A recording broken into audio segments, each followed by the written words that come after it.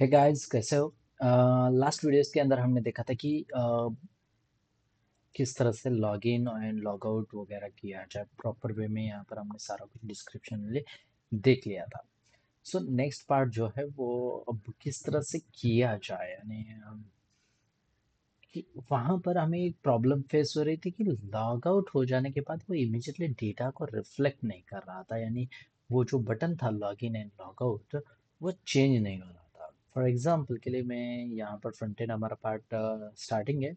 So log out हो चुका है, मैंने जैसे ही क्लिक किया लॉग आउट हो चुका है। अगर रिफ्रेश कर देता हूँ तो यहाँ पर लॉग इन आ रहा है, मगर मुझे रिफ्रेश पार्ट करना नहीं है। सो इस पार्ट को किस तरह से किया जाए?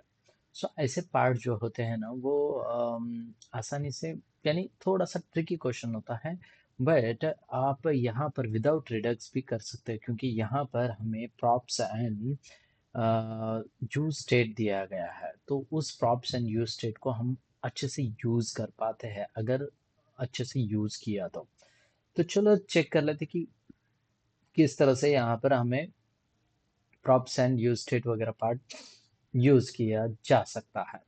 सो मैं आता हूँ app.jsx के अंदर यहाँ पर ही। तो इट्स डिपेंड्स करता है। जैसे ही मैं लॉग आउट वाला पार्ट जो है वो मेरे नेविगेशन के अंदर है, सो nav.jsx के अंदर जाता हूँ। सो यहाँ से लॉग आउट किया है, तो यहाँ से जब मैं लॉग आउट कर रहा हूँ तो यहाँ से इमीडिएटली मैं app.jsx के अंदर जाके बता सकूँ कि बाबा वो लॉग आउट हो चुका है, एंड फिर से वो एपीआई कॉल करके वहाँ से फेच होके डेटा या फिर वहाँ पर लॉग आउट बटन को वो चेंज कर पाए। यानी नाबार्ड J6 के अंदर मैंने जैसे ही चेंज किया यहाँ पर तो चेंज हो जाता है यहीं के यहीं।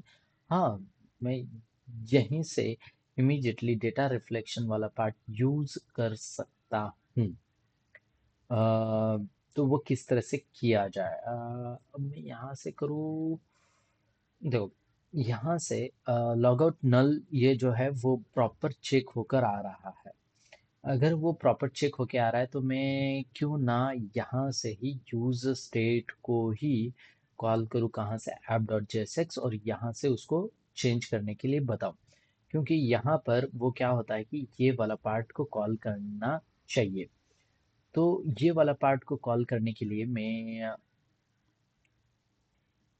चलो पार्ट कर लेते हैं। तो स्टार्ट कर लेता हूँ यहाँ पर। यूज स्टेट, देखो मैं यहाँ पर कि किस तरह से यूज स्टेट को यूज कर रहा हूँ, और आप भी इस तरह से यूज कर सकते हो यूज स्टेट। और मैं यहाँ पर बोलूँगा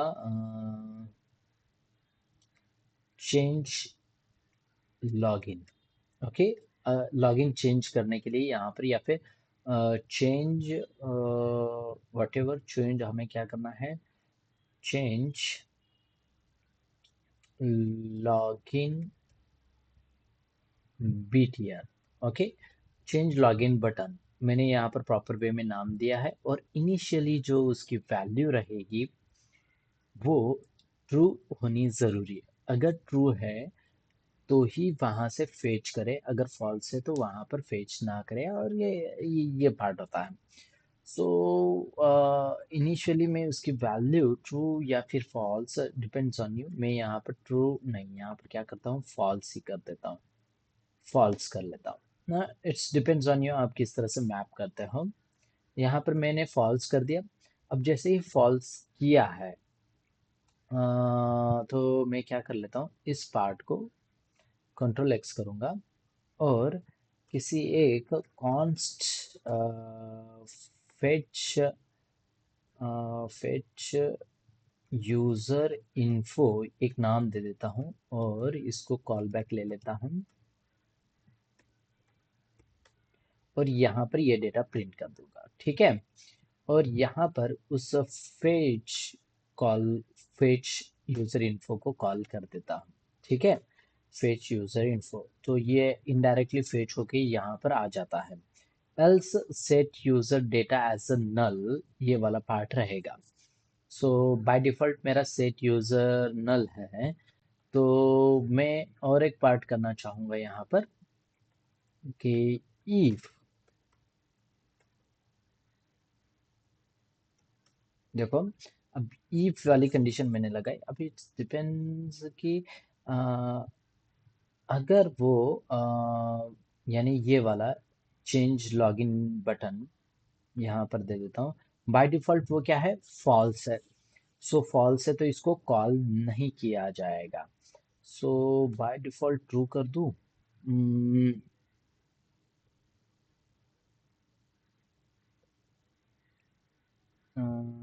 ठीक है, ट्रू कर दिया, मगर ये चेंज होके उसको कॉल हो जाना चाहिए। ठीक है, देखते हैं। एंड यहाँ पर एल्स उसको कॉल नहीं होगा। ठीक है, एल्स अगर मैं यहाँ पर लिखूँ, अगर वो ट्रू है तो फेच इन्फो को कॉल करें, एल्स अदरवाइज मैं सेट नल कर सकता हूँ। हम्म,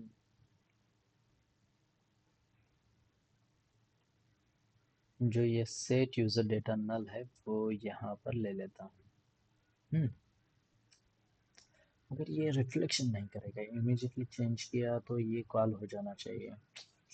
तो यूज स्टेट एक ही टाइम पर कॉल होता है। अगर मैं चेंज करूँ तो भी इसको फर्क नहीं पड़ेगा। ठीक है, और यहाँ पर क्या कर देता हूँ, अगर चेंज लॉगिन बटन को किसने कॉल किया तो वहाँ पर चेंज हो जाए। सो I think something went wrong. The final argument passed to use state changed size between render. The order and size of this array must remains constant. So अगर मैं रिफ्रेश करता हूँ तो ओके ठीक है, नथिंग एरर। सो login के पास चले जाता है। हाँ, और यहाँ पर लिखता हूँ 1 2 3 एंड ठीक है, login clicked. Okay, login successfully हुआ है। एंड यहाँ पर रिफ्रेश करने के बाद ओके, रिफ्रेश करने के बाद डेटा आना चाहिए, क्योंकि मुझे नल ला रहा है। चेंज लॉगिन बटन जो कि ट्रू है, ओ ऐसी, यहाँ पर ट्रू कर देता हूँ। ओके, ट्रू है। सो इसने फेच करके दे दिया। अब मैं उसको फॉल्स करना चाहूँगा। सो इस स्टेट चेंज लॉगिन को मैं क्या करता हूँ कि नैव बार से पास करता हूँ as a props. So change btn, okay, उसको मैंने ये पास किया चेंज बटन को। सो यहाँ से ये प्रॉप्स मुझे एक्सेस करना पड़ेगा नैव बार के अंदर। सो यहाँ पर कॉमा सेपरेटेड ये वाला मैंने पास किया। अब ये जो है वो मैं यहाँ पर जैसे ही रिमूव करता हूँ, चेंज बटन को पास करना चाहूँगा एज अ फॉल्स। ठीक है, अब मैंने यहाँ पर फॉल्स पास कर दिया है। Refresh, it's working and then log out हो चुका है। लॉग आउट प्रॉपर वे में हो गए एकदम आराम से। अब ये क्या होता है कि यूज स्टेट डायरेक्टली कॉल कर लेता है एंड वहां पर नल सेट कर दिया। अब देखो मैं लॉगिन करता हूँ, और लॉगिन करने के बाद वो ट्रू हो जाना चाहिए। ये वाला पार्ट मैंने अभी तक नहीं लिखा है। सो 1 2 3 एंड एंटर, और चला। अब ये एक्चुअल में ट्रू है। सो यहाँ पर रिफ्रेश करूंगा तो आ रहा है। तो मैं जो लॉगिन है वहां पर ये चेंज बटन को भी पास करना चाहूंगा। सो लॉगिन कहाँ पर किया है हमने, लॉगिन के यहाँ पर। सो लॉगिन के यहाँ पर भी मैं अगर लॉगिन सक्सेसफुली हो जाता है, यानी यहाँ पर रिस्पॉन्ड डॉट डेटा और लोकल स्टोरेज के अंदर सेट हो जाने के बाद उस चेंज लॉगिन को कॉल करना चाहूँगा। सेम मैं यहाँ पर क्या करता हूँ, इसी पार्ट को कॉपी करके, अब वो मेरा लॉगिन कहाँ पर है, यहाँ पर है। सो लॉगिन को भी यहाँ पर मैं पास कर देता हूँ, और इस चेंज बटन को कॉपी किया और वापस से आता हूँ लॉगिन के यहाँ पर। और यहाँ पर मैं प्रॉप्स को एज एक्सेप्ट करना चाहूंगा। सो करली ब्रेसेस एंड पेस्ट, ठीक है। और सेम मैं यहाँ पर क्या करूँगा, ईमेल डेटाबेस के अंदर सेव हो जाने के बाद उसको मैं वैल्यू फिर से देना चाहूँगा as a false. So F A false, ठीक है, बाय डिफॉल्ट ट्रू है। सो यहाँ से ट्रू कर देता हूँ। ठीक है, मैंने ट्रू कॉल किया और वापस से रिफ्रेश। ओके, ठीक है। और यहाँ पर लॉग आउट किया, ये गया, लॉगिन के पास चला जाता हूँ। सो तो का एंड 1 2 3 एंड एंटर, और लॉगिन क्लिक्ड। तेरी, अब वो रिफ्रेश नहीं हुआ। रिफ्रेश हो जाना चाहिए। चेंज बटन, चेंज बटन को कॉल किया, नया बार के यहाँ पर। सो चेंज बटन, रुको रुको रुको, चेंज बटन ने इसको कॉल करने के बाद आ, अच्छा, ट्रू है। सो ट्रू हो जाने के बाद चेंज लॉगिन बटन को कॉल जाना चाहिए। बाय डिफ़ॉल्ट वो ट्रू है। सो ट्रू है तो वो कॉल नहीं जाएगा। आ,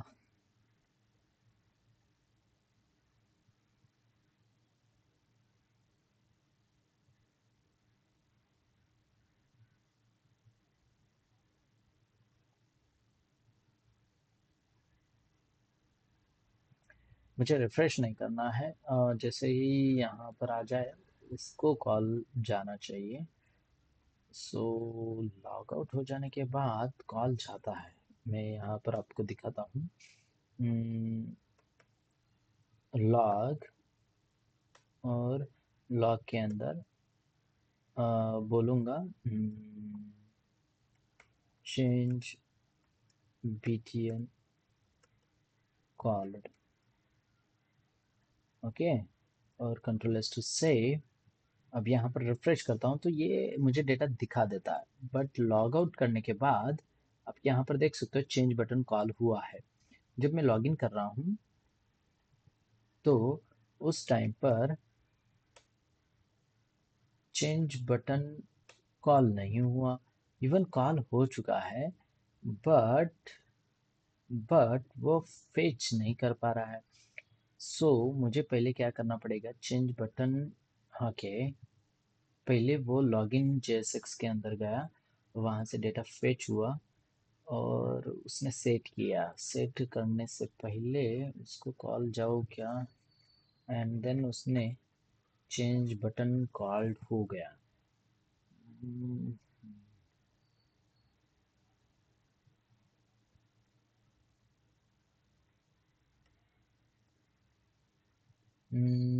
लॉगिन लॉगिन लॉगिन, इस थिंग सीक्वेंस में कुछ प्रॉब्लम तो नहीं है। Change button called, clicked, alert.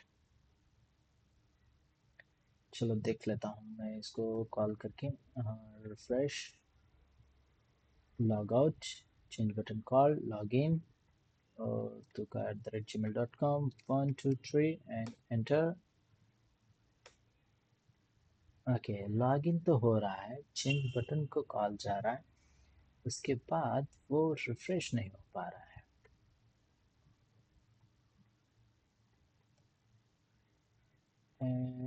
मैं क्या करता हूँ, जो हमारा ऐप डॉट जेएसएक्स है वहाँ पर इसको निकाल देता हूँ, control S to save, login, अच्छा ठीक है, रिफ्रेश, लॉग आउट। देखो लॉग आउट हो जाने के बाद उसको कॉल नहीं जा रहा है। सो मुझे यहाँ पर ये देना ज़रूरी है। तो ठीक है, मैं क्या कर लेता हूँ, यहाँ पर फॉल्स कर देता हूँ। थोड़ा सा फॉल्स यूज़ किया। अब मैंने जैसे ही फॉल्स यूज़ कर रहा हूँ तो चेंज इन्फो बाय डिफ़ॉल्ट उसको जाता है।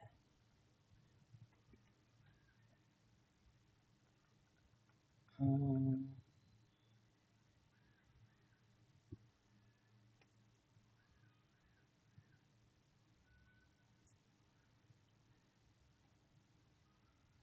अगर अगर अगर अगर ठीक है, मैं इसको क्या करता हूँ, ये वाला पार्ट निकाल देता हूँ, ठीक है, और एज इट इज़ इसको ट्रू ही रखता हूँ पहले की तरह। और फिर से लेट मी ट्राई, और यहाँ पर refresh, login, 1 2 3 enter, log, okay, change button call नहीं हुआ, चेंज बटन कॉल नहीं हुआ। रिफ्रेश करता हूँ। तो यहाँ पर मॉन्स्टर लॉग आउट हो रहा है, लॉग आउट चेंज हो रहा है, मगर चेंज लॉगिन बटन नहीं चेंज हो रही है। Why why why why. I think जब मैं लॉगिन कर रहा हूँ तो ये कॉल नहीं जा रही है।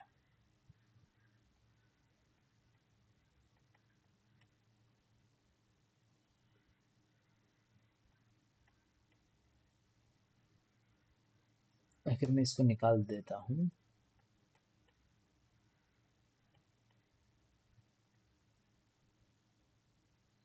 लॉगिन,